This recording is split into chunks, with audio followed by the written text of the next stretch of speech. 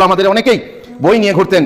প্রসিদ্ধ কবি আল্লামা জাহেজকে শহীদে কুতুব বলা হয়। কিতাবের মাধ্যমে, যেমন খেলাতে শহীদ হলে খেলার শহীদ বলা হয়, রাজনীতিতে যদি কেউ শহীদ হয় তাকে শহীদ বলা হয়, কিন্তু শহীদে কুতুব মানে কিতাব সংক্রান্ত শহীদ, কিতাব পড়তে পড়তে বা কিতাব চাপা পড়ে যদি শহীদ মারা যান তাকে শহীদে কুতুব বলা হয়।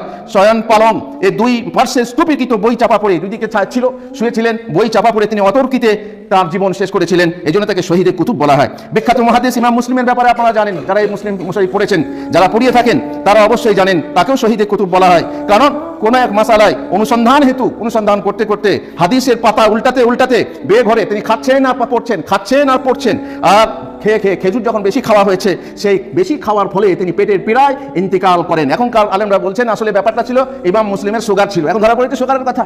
সুগার ছিল, আর সুগারে খেজুর খাওয়া নিষেধ, চিনি খাওয়া নিষেধ, মিষ্টি খাওয়া নিষেধ। এত খাবার খেয়েছেন খেজুর যে সুগার হাই হয়ে গেছে, আর তখন তিনি সামাল দিতে না পেরে তার জীবনের শেষ লীলা এসে উপস্থিত হয়েছে, জীবন অবসান ঘটেছে।